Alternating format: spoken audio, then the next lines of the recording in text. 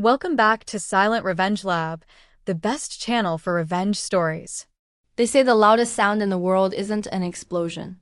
It's the sound of a phone line going dead when you're begging for a reason to keep breathing. My name is Sloane. I'm 29, and 6 months ago, I was a senior architectural designer with a life that looked like a sketch of perfection. I had a husband, Caleb, who looked at me like I was the only girl in every room. And two beautiful twins, Leo and Mia, who were the heartbeat of our home. In one Tuesday afternoon, one rain-slicked intersection, that sketch was erased. I was still in my coffee-stained blazer at the hospital, my hands shaking so hard I couldn't even hold a pen to sign the paperwork for their bodies when I called my mother. I didn't think I had to explain why I needed her. I just thought, she's my mother? Mom, I whispered, my voice breaking over the clinical hum of the ICU. Caleb, Leo, Mia, they're gone. There was an accident. The funeral is Friday. There was no gasp. No. Oh my God. There was only the sound of a plastic spatula hitting a mixing bowl on her end of the line. Friday? My mother, Beatrice, replied. Her voice was as casual as if I'd asked about the weather. Oh, Sloane, honey. Friday is your sister Vanessa's 30th. I've already paid the deposit on the ballroom and the 3-tier red velvet cake. You know how sensitive Vanessa is about her milestones. We can't just cancel. I felt the air leave my lungs. Mom, my husband and children are dead. I am burying my entire world on Friday. And we are very sorry for your loss, dear, she said, and I could hear my father in the background asking where the party favors were. But the living have to keep living. We'll send flowers to the service. Expensive ones. Don't be dramatic. Then the click. 7 seconds of dial tone. 7 seconds where my soul turned into jagged glass. I stood there in that hallway, surrounded by strangers, and I realized something that should have terrified me, but instead, it made me cold. Stone cold. My family didn't love me. They traded me for a party. They chose a birthday cake over 3 caskets. Hold on before we get into the real stuff. I want to know. What are you doing at this exact moment while hearing my voice? I love seeing your answers down below in the comments. What my mother didn't know, what none of them knew, was that Caleb wasn't just a high school history teacher. He was the secret heir to a tech infrastructure patent he'd inherited from his grandfather. He had kept it quiet to give our kids a normal life. 6 months after I stood alone at that triple funeral while my family was posting photos of champagne toasts and Vanessa's dirty 30, I sat down with a legal team. The estate payout wasn't just a few $1,000s. It was $8.4 million. And as I looked at the photos of my grieving family on Instagram, I realized I wasn't just going to mourn. I was going to rewrite the blueprints of their lives. I wasn't just a grieving widow anymore. I was the woman who owned the ground they walked on, and they were about to find out how expensive that birthday party really was. 6 months. That's how long I stayed silent. In the world of high-stakes architecture, we say the foundation is everything. If the foundation is cracked, the whole building will eventually scream before it falls. My family, they weren't just cracked, they were hollow. While I spent my days in a black veil of grief, navigating the cold marble halls of probate court, my mother, Beatrice, and my sister, Vanessa, were busy. Busy spending the pity money they assumed I'd get from a small life insurance policy. They didn't check on me, not once. No. How are you holding up, Sloane? No. Do you need a meal? Instead, I got a Venmo request from Vanessa for $200 because I missed her birthday dinner, and the split check was unfair to the rest of the bridesmaids. I didn't decline it. I didn't even get angry. I paid it. I paid it because I wanted them to think I was still the same useful daughter, the one they could always squeeze for a little extra. But behind the scenes, I was sitting in a glass-walled office downtown with Mr. Sterling, Caleb's family lawyer. He pushed a leather-bound folder across the desk. Sloane, he said, his voice heavy with respect. Caleb's grandfather didn't just leave him patents. He left him the Heights. It's a commercial real estate holding company. It owns 3 shopping centers, 2 apartment complexes, and, ironically, the very mortgage on your parents' estate in Willow Creek. My heart did a slow, heavy thud. Wait, my parents don't own their house? Sterling leaned back. They took out a massive home equity line of credit 4 years ago to fund Vanessa's first wedding, the one that lasted 6 months. They've been interest only ever since. The bank sold the debt to a private equity firm last year. That firm is now a subsidiary of the Heights, Sloane. You are technically your parents' landlord. I looked out the window at the city skyline. I could see the crane over the new luxury development Vanessa was bragging about moving into. Mr. Sterling, I whispered, my eyes turning into flint. I want a full audit of every debt, every late payment, and every legal loophole associated with my parents, my sister, and my brother Julian. Why? He asked. Because, I said, standing up and smoothing out my black silk dress. They told me the living have to keep living. So I'm going to make sure they live exactly the life they've earned. I didn't stop there. I found out Julian had been borrowing from his company's pension fund to maintain his image as a high roller at the local country club. And Vanessa? She'd been using a friends and family discount at her boutique that was actually a sophisticated form of tax evasion. They thought they were the main characters of a glamorous story, and I was just the tragic background noise. They had no idea I was the one holding the pen. But the real game started when a local newspaper ran a headline that changed everything. Anonymous widow donates $2 million to pediatric trauma center in honor of late family. The phone didn't just ring that night. It exploded. My mother, the woman who hung up on me while I stood in a hospital hallway, was the first to call. Sloane? Darling? She cooed, her voice dripping with a sweetness that made my skin crawl. I just saw the news. $2 million. Oh, honey, we had no idea you were struggling with so much wealth all alone. Why didn't you tell us? We're family. We should be together during these times. I looked at the framed photo of Caleb, Leo, and Mia on my desk. I touched the glass over their smiling faces. Family? I asked, my voice as cold as a winter grave. Mom, you told me you couldn't come to the funeral because of a red velvet cake. Are you sure you have the right daughter? There was a pause. A long, suffocating silence. Now, don't be like that, she stammered. We were just trying to give you space to grieve. Anyway, your father's business is having a little hiccup, and Vanessa found this gorgeous penthouse. Since you have so much extra, surely you can help your own flesh and blood. I smiled. It was the first time I'd smiled in 6 months. It wasn't a happy smile.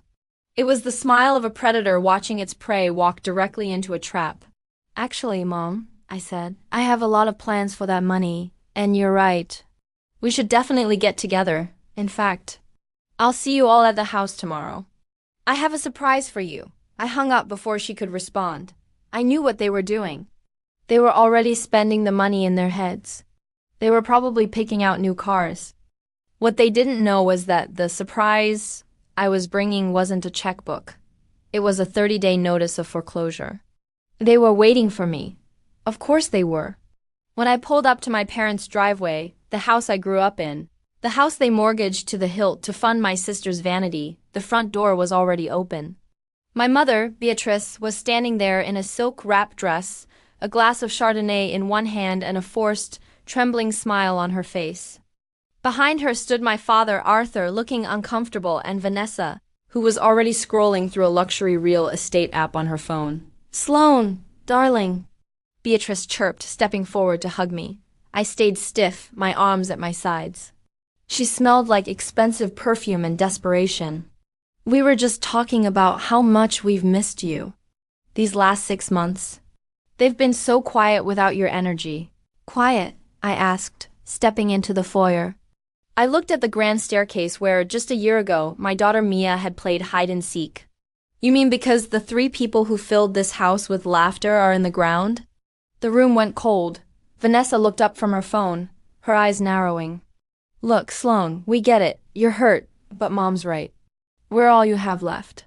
And honestly, it's a bit selfish to keep all that wealth to yourself when your own sister is struggling to get her business off the ground. Struggling? I countered. You just posted a photo of a $5,000 designer handbag yesterday, Vanessa. You don't look like you're struggling. You look like you're drowning in debt you can't pay back. Arthur cleared his throat, trying to play the peacemaker. Now, girls, Sloane, the point is, we're a family. We look out for each other. I've had some Setbacks at the firm. Nothing serious, just a liquidity issue. If you could just bridge the gap with, say, $500,000, we'd be back on our feet in no time. It's what Caleb would have wanted, right? He was a generous man. Hearing them use Caleb's name to manipulate me felt like a physical slap. I reached into my bag and pulled out a thick manila envelope. "You're right, Dad," I said, my voice eerily calm. "Family should look out for each other. Which is why I spent the last few weeks looking into your finances. I wanted to make sure you were secure." Beatrice's eyes lit up. She reached for the envelope, thinking it was the check that would save her social standing. "Oh, Sloane, I knew you'd come through." She ripped it open. But as she pulled out the documents, the color drained from her face. It wasn't a check. It was a stack of legal notices stamped in bright red ink. "Notice of acceleration and foreclosure. What is this?" she whispered, her voice cracking. "That," I said, pointing to the top page, "is the notification that the Heights Holdings, a company I now own, has purchased your mortgage from the bank. And because you've missed 3 consecutive payments while spending money on Vanessa's birthday parties and Julian's country club fees, I'm calling the entire balance due immediately." Arthur grabbed the papers, his hands shaking. You can't do this. This is our home. You're our daughter." "I was your daughter," I corrected him. "Until Friday 6 months ago. On that day you told me the living have to keep living. Well, this is me living. I'm moving forward and I'm clearing the clutter out of my life. This house is officially clutter." Vanessa stepped forward, her face twisted in rage. "You bitch! You're going to throw your own parents onto the street over a grudge, just because we didn't go to one funeral?" I stepped closer to her until we were inches apart. "It wasn't just a funeral, Vanessa. It was the end of my life. And while I was burying my children, you were blowing out candles. Now, it's time for your lights to go out."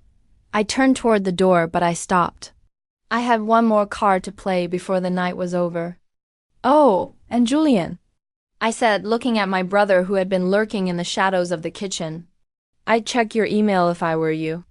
The forensic accountants I hired for the estate found some interesting discrepancies in your company's ledger. I wonder if the board of directors knows you've been borrowing their money?" Julian's glass shattered on the floor. I walked out to my car, the silence of the night feeling like a warm blanket. But as I started the engine, my phone buzzed. It was a text from an unknown number. "You think you're the only one with secrets, Sloane? Caleb didn't tell you everything about where that money came from. Check the safety deposit box at the West End branch. Code November 22nd, 14. My heart stopped. November 22nd, 14. That was our wedding anniversary. The engine hummed, but I couldn't move. My hands were frozen on the steering wheel, my eyes locked on that text message. November 22nd, 14. Our wedding day. The day Caleb promised to protect me for the rest of our lives. I looked back at the house, my parents' house. Through the window, I could see my mother collapsed on the sofa, her dirty 30 sisters screaming at her, and Julian frantically pacing with a phone to his ear. They were mourning their lifestyle. I was mourning my soul, but this text, it felt like a cold hand on my shoulder. I didn't wait for mourning. I drove straight to the West End branch of the city's oldest bank. As a primary beneficiary of Caleb's estate, I had the keys, but I had never looked into the private safety deposit boxes. I thought I knew everything. I thought we were an open book. The night manager led me into the cold, stainless steel vault. The air smelled of old paper and ozone.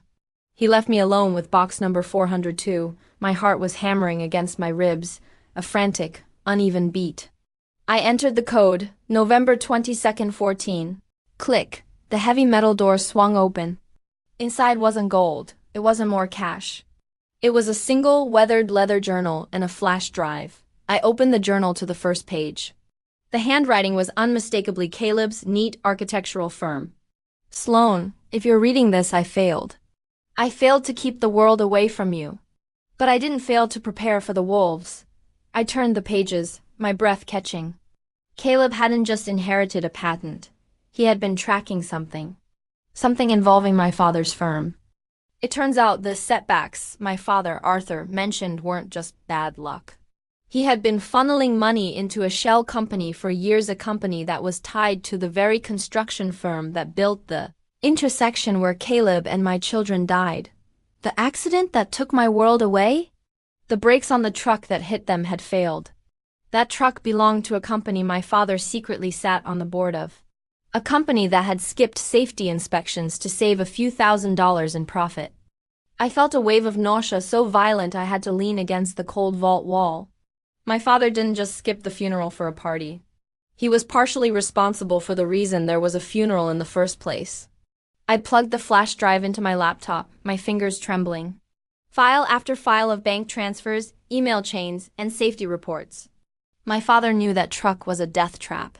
He signed the waiver himself 3 days before the crash. Suddenly my phone buzzed again. Another text from the unknown number. Did you find it, Sloane? Now you know why they couldn't look you in the eye at the hospital. It wasn't just the party, it was the guilt. But wait until you see what Vanessa was doing behind Caleb's back. I stared at the screen, the blue light reflecting in my tear-filled eyes. Vanessa, my sister who was currently crying about losing her lifestyle, had something to do with this too. I looked at the next folder on the flash drive. It was labeled, Vanessa Loan Agreements. I clicked it open, and what I saw made the room spin. My sister hadn't just been borrowing money. She had been blackmailing Caleb. I stared at the screen, the glowing white light of the laptop burning into my retinas. The folder was filled with screenshots of text messages, bank transfers, and a legal document that turned my stomach. Vanessa hadn't just been struggling with her boutique. She had discovered the secret patent Caleb was holding 2 years ago. And instead of being happy for her sister, she saw a golden goose. The documents showed that Vanessa had been systematically draining small amounts, $5,000 here, $10,000 there, from a side account Caleb kept for our kids' college fund. How? She had cornered him.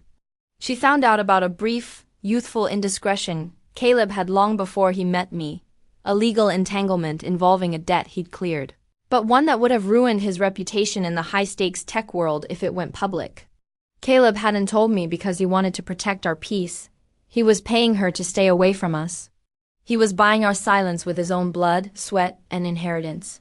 My sister, my own flesh and blood, had been bleeding my husband dry while smiling at my dinner table, and when he died, when the payments stopped, she didn't mourn the man who had kept her boutique afloat.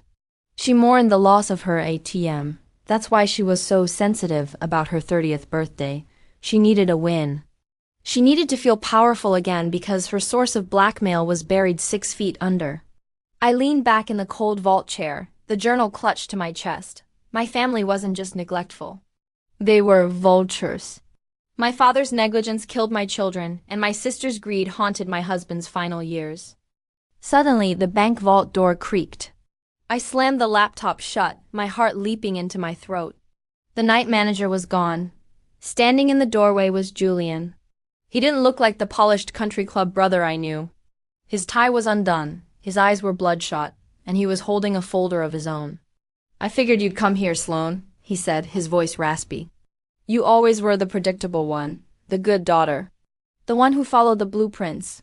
How did you get in here, Julian?" I snapped, gripping the leather journal. "I still have Dad's emergency bypass card for this branch." "Perks of being the son of a legacy client," he sneered, stepping into the small room. He looked at my laptop. "You found it, didn't you?" "The paper trail." "I found everything," I said, my voice dropping an octave. "I know about the truck, Julian. I know Dad signed those safety waivers. And I know what Vanessa was doing to Caleb." Julian laughed, a dry, hollow sound. "You think that's the whole story? You think Vanessa acted alone? Who do you think gave her the records to blackmail him with? Who do you think managed the shell company that owned that truck?" I froze. "Julian, what are you saying?" He tossed his folder onto the table next to mine. Dad didn't just sign a waiver. He was being squeezed by the same people Caleb was trying to outmaneuver. "We were all in over our heads, Sloane. But you're the only one who came out of this with the $8 million.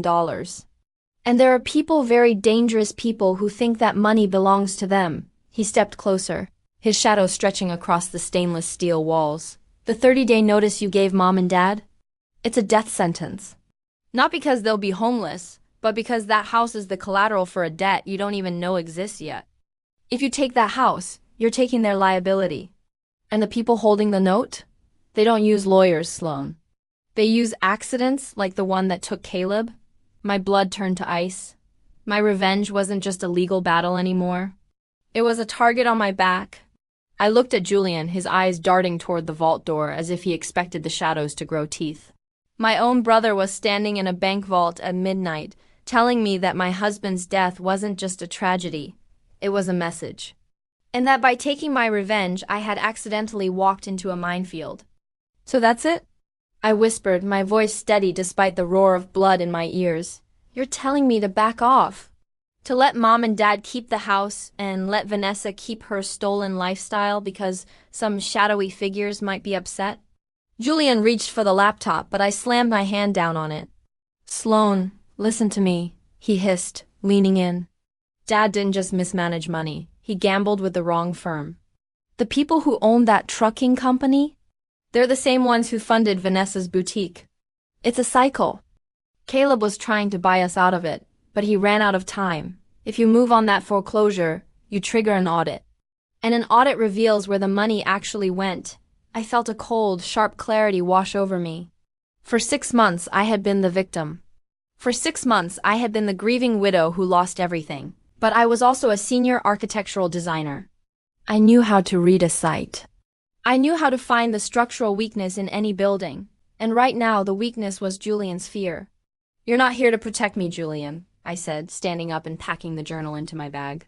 You're here because if I take that house, your name is on the secondary liability. You're the one who's going to jail if the audit happens, not me. Julian's face went pale. The high roller mask finally shattered, leaving behind a terrified boy. I have the money, Julian, I said, walking toward the vault exit. I have the $8 million. I have the patents. And now I have the proof of what happened at that intersection. You think I'm afraid of an accident? I've already lost my husband and my children. I'm already dead. You're the ones who are still afraid of losing your lives. I pushed past him, the heavy vault door echoing as it swung shut. I didn't go home. I didn't go to a hotel. I drove to the one place my family would never think to look for me. The construction site of the new pediatric wing I had just donated $2 million to.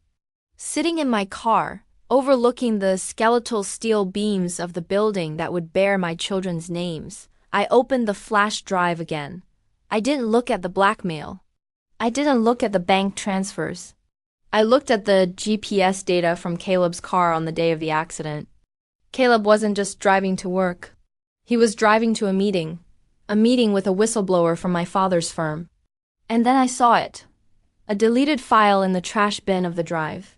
It was an audio recording dated 1 hour before the crash. I clicked play. I know you're listening, Arthur. Caleb's voice filled the car warm, calm, and filled with a hidden steel. I have the safety reports. If you don't pull those trucks off the road by Friday, I'm going to the DA. I don't care if you're Sloane's father. My kids are on these roads. Her life is on these roads? Then my father's voice, muffled and panicked. Caleb, you don't understand the pressure. They'll ruin us. They'll take the house. They'll take everything. Then let them take it, Caleb replied. Because if you don't stop this, you'll lose something you can never buy back. The recording cut off with the sound of a heavy door slamming. My father knew. He knew the risk, he knew the threat, and he chose his social standing over his own son-in-law's warning. He didn't just skip the funeral because he was heartless. He skipped it because he couldn't look at the caskets he helped build. I closed my eyes, a single tear tracing a path through the dust on my cheek. My revenge wasn't just about a house anymore. It wasn't about a 30-day notice. It was about a total, scorched earth demolition. I picked up my phone and dialed Mr. Sterling, the lawyer. Sterling, change the plan. We're not just foreclosing. I want you to leak the safety reports to the press. And call the district attorney. Tell them I have the black box data from the accident. Sloane. Sterling's voice was grave. If you do this, your father will go to prison. Your sister will be destitute. Your family will be destroyed. Good, I said, looking at the moon reflecting off the steel beams. Because the foundation was rotten from the start. It's time to tear it down. But as I hung up, a pair of headlights appeared in my rearview mirror. A black SUV, idling at the entrance of the construction site. It wasn't Julian. It wasn't my father. It was the dangerous people Julian had warned me about. The black SUV sat there, its headlights cutting through the dust of the construction site like two cold, unblinking eyes. I didn't move. I didn't scream. My father had spent his life building houses out of lies, but I was an architect. I knew how to find the strongest point of a structure. And right now, the strongest point was my lack of fear. I put my car into gear, but I didn't drive away. I turned my steering wheel and pointed my high beams directly back at them. If they wanted a confrontation, I wouldn't give them the satisfaction of a chase. The driver's side door of the SUV opened. A man stepped out. He wasn't a thug like you'd see in a movie. He was wearing a tailored charcoal suit, looking more like a corporate executive than a hitman. He walked toward my window with a calm, predatory grace. I rolled the window down just 2 inches. "Mrs. Sterling," he said, his voice smooth and devoid of emotion. "Or do you prefer Sloane? My name is Elias Thorne. I represent the interests that your father, let's say, neglected to protect. You represent the people who put a faulty truck on the road and killed my family," I said, my voice as sharp as a scalpel. Elias smiled, but his eyes remained dead. "We represent a complex network of investments. Your husband, Caleb, was a very bright man. He was on the verge of making a very expensive mistake. And now you're about to make an even bigger one." He leaned closer, his shadow falling over my face. "The $8 million you have? That's not your inheritance, Sloane. That's the buyback for the patents. You give us the flash drive, you sign over the patents to our subsidiary, and you keep the money. You can even keep your parents' house. We'll forgive their debt as a gesture of sympathy. And if I don't?" Elias sighed, looking at the skeletal steel of the pediatric wing behind me. "Then the audit your lawyer is planning will happen. But you won't be around to see it. And neither will your parents. Accidents run in your family, Sloane. It would be a shame for it to become a tradition." He tapped a rhythm on my car door, thump, thump, thump, the exact sound of a ticking clock. "You have until the sun comes up to decide. Give us the drive, or we give the world another tragedy to talk about." He turned and walked back to his SUV as the red taillights faded into the night. I felt the first real wave of terror wash over me. This wasn't just a family squabble. This was a war. But then I remembered the audio recording. I remembered Caleb's voice. "If you don't stop this, you'll lose something you can never buy back." Caleb knew they were coming for him. And he didn't just hide the money, he built a trap. I opened the journal again, flipping to the very last page. There was a small hand-drawn diagram of a building's floor plan. It was the boutique Vanessa owned, the one my father and these people had funded. Underneath the diagram, Caleb had written, "The secret isn't in the bank account, Sloane. It's in the walls." I looked at the clock. 3 a.m. I didn't call the police. They were likely on Thorne's payroll. I didn't call my father. He was the reason I was in this. Instead, I called the only person who hated Vanessa as much as I currently did, her ex-husband Mark, who she had ruined during their 6-month marriage. "Mark," I said when he picked up, his voice thick with sleep. "How would you like to help me take down the boutique?" "Literally." "Sloane, what are you talking about?" "I need your keys to the back entrance," I said. "And I need you to meet me there in 20 minutes. I'm going to show you what Vanessa has been hiding in the foundation of her perfect life." As I sped toward the downtown district, I realized I wasn't just an architect anymore. I was a demolition expert. Thorne thought he could scare me because I had everything to lose. He didn't realize that when you've already buried your heart, there's nothing left to break. I arrived at the boutique, Vanessa's Vault, a high-end fashion house that smelled of lavender and deception.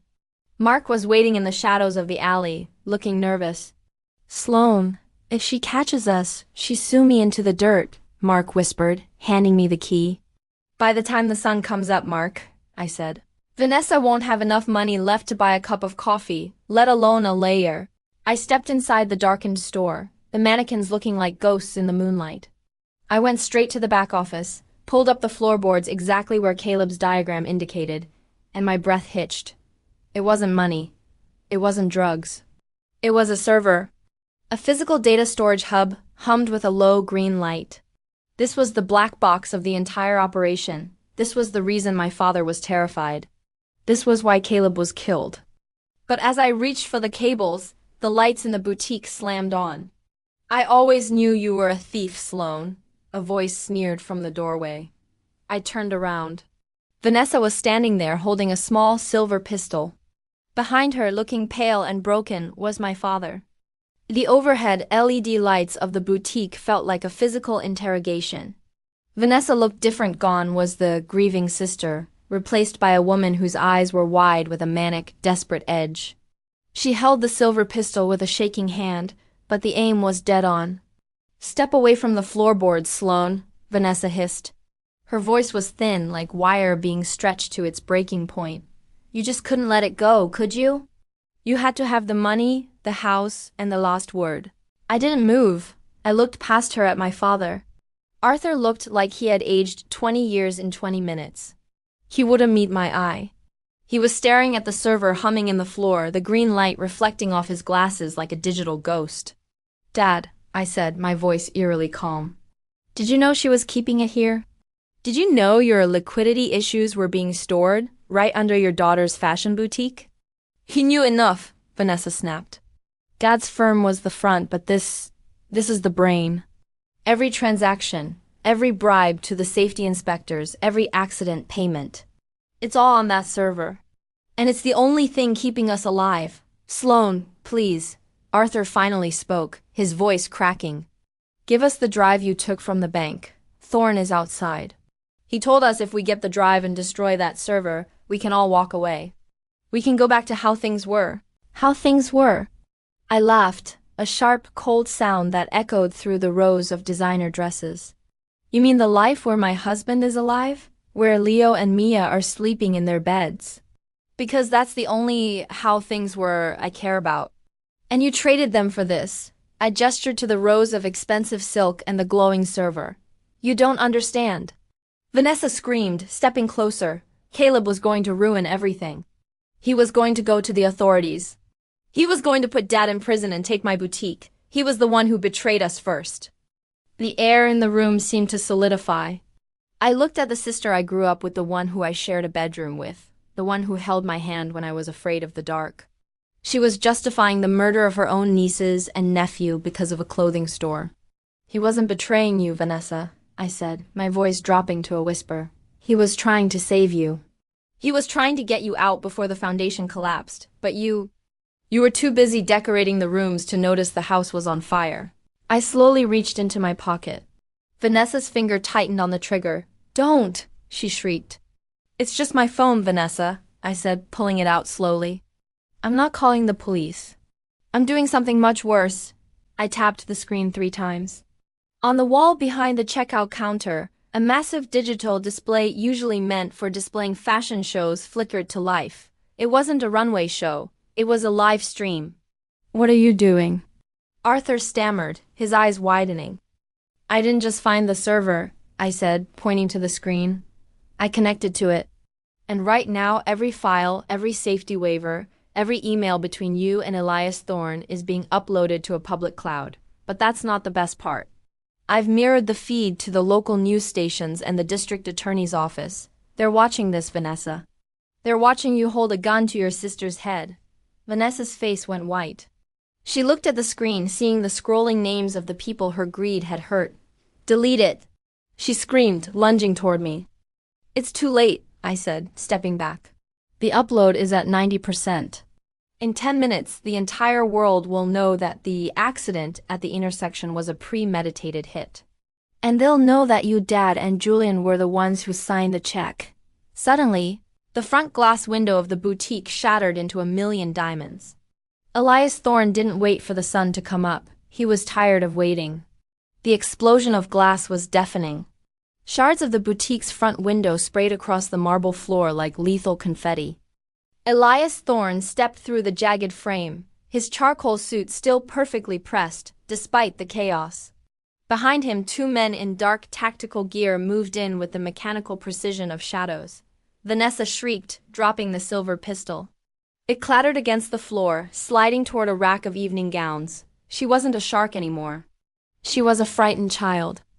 I told you, Sloane, Thorne said, his voice barely raised above the sound of the wind whistling through the hole in the building. Accidents are a family tradition, but you've turned a quiet tragedy into a public spectacle. He looked at the digital display on the wall. The progress bar for the cloud upload was at 94%. Shut it down, Thorne commanded one of his men. I wouldn't do that, I said, stepping in front of the server. My heart was a drum, but my voice was ice. The moment the connection is severed or the power is cut, a dead man's switch triggers. The files don't just upload. They get blasted to every major news outlet in the country simultaneously, including the raw footage of what's happening in this room right now. You wanted a quiet fix, Elias? You're currently starring in the most watched livestream on the internet. Thorne paused. For the first time, a flicker of genuine irritation crossed his face. He looked at my father, who was trembling so hard he had to lean against a mannequin for support. Arthur, Thorne said softly, fix this. Talk to your daughter. Or I'll let my associates remind you what happens to partners who let their families become liabilities. My father looked at me, his eyes pleading. Sloane, honey, please, you've won. You've shown us what we did. But if you finish this, there's no coming back. We'll go to prison. Vanessa. She's young, she has a life. Don't destroy her over a mistake. A mistake? I yelled, the grief finally breaking through my composure like a tidal wave. A mistake is a typo, Dad. A mistake is forgetting to call. You murdered my children. You stood by while Caleb was extorted, and you let a truck with no brakes take away the only things that made my life worth living. You didn't just skip the funeral, you paved the road to it, 97%. Vanessa scrambled toward the server, her fingernails clawing at the floorboards. I'll break it. I'll smash the whole thing. Do it, Vanessa, I challenged, stepping aside. Show the world exactly who you are. Show them the woman who values her boutique more than the lives of her own nieces and nephew. The camera is right there. I pointed to a hidden lens I'd mounted on the wall earlier. She froze, looking into the lens. The realization that she was being watched by thousands, perhaps millions, hit her like a physical blow. She slumped to the floor, sobbing into her hands. Thorne reached into his jacket. I knew what was coming. He wasn't going to negotiate anymore. He was going to end the source of the problem. The upload is finished, Elias, I lied, staring him directly in the eyes. 98%. 99%. The sound of sirens began to wail in the distance, not just one or two, but a chorus of them, closing in from every direction. The livestream had done its job. The public pressure was too high for the local police to ignore. Thorne looked at the door, then back at me. You think you've built something permanent here, Sloane. But even the best foundations can be liquidated. Maybe, I said, as the red and blue lights began to dance against the shattered glass of the storefront. But today, the only thing being liquidated is your assets, and my family's secrets, 100%. Upload complete, Thorne signaled his men, and they vanished through the back exit just as the first police cruisers screeched to a halt out front. My father fell to his knees. Vanessa was a heap of silk and tears on the floor. I stood in the center of the ruins, the glowing green light of the server finally turning to a steady, peaceful blue. I had done it. I had torn the house down. But, as the police burst through the doors, shouting for everyone to put their hands up, I felt a hand grab my arm. It was Julian. He had been hiding in the back the whole time. Sloane, he hissed, his face bruised and bloody. Thorne isn't the one you should have been worried about. Look at the last file. The one that just finished uploading. The one Caleb labeled for Sloane only. My blood ran cold. I looked at the screen one last time before the police pushed me back. The file was opening. It wasn't a bank statement. It was a video. And the person on the screen wasn't Caleb. The police swarmed the boutique, their voices a blurred roar as they zip-tied my father and helped a hysterical Vanessa off the floor. But I didn't see them. My eyes were locked on the monitor as the final file, the one Caleb hid just for me, began to play. The screen flickered, and then I saw him, Caleb. He was sitting in our kitchen, the morning sun hitting the table where we used to have breakfast. He looked tired, but his eyes, they still had that warmth that used to be my home. Sloane, His voice echoed through the broken store. If you're seeing this, it means you found the server. It means you followed the trail I left behind. And it means you're probably looking for justice. He took a shaky breath on screen. There's one thing the documents don't show. One thing I couldn't tell you while I was alive because I didn't want you to live with the weight of it. Your mother, Beatrice, she wasn't just a bystander. She was the one who tipped Thorne off that I was going to the DA. The room went silent. Even the officers paused. I looked at my mother, who had just been escorted into the shop by a detective. Her face, usually so composed, shattered. She didn't do it to hurt us, Sloane, Caleb continued, his voice cracking. She did it because she was terrified of losing her status. She thought they would just scare me. She didn't know they'd take the kids. She didn't know she was signing their death warrants for a seat at a country club table. Caleb leaned into the camera, his expression becoming fierce. Don't let the hate consume you, Sloane. Take the money, take the house. But then, walk away. Build something beautiful with what's left. Build the life they tried to steal from us. I love you. The screen went black. I stood on the balcony of the newly completed Caleb, Leo, and Mia Memorial Center. It wasn't just a pediatric wing. It was a sanctuary for families who had lost everything. The revenge was complete. My father and Julian are currently serving 15 years for corporate manslaughter and fraud. Vanessa's boutique was liquidated to pay the victims of the trucking company's negligence. She's now working a minimum wage job in a city where no one knows her name. And my mother? She lives in a small, one-bedroom apartment I pay for. She calls me every day. I never pick up. I just send the flowers, the same expensive ones she promised to send to the funeral she skipped. It's a quiet, cold reminder that some cakes are too expensive to eat. I realize that revenge isn't about the fire. It's about the ground you build on after the fire goes out. I have $5 million left in the bank, a legacy that will save lives, and finally, for the first time in 6 months, I have peace. They chose a birthday party over a funeral. So I chose a future without them. What would you do if your family betrayed you for money? Would you burn it all down like I did, or would you walk away?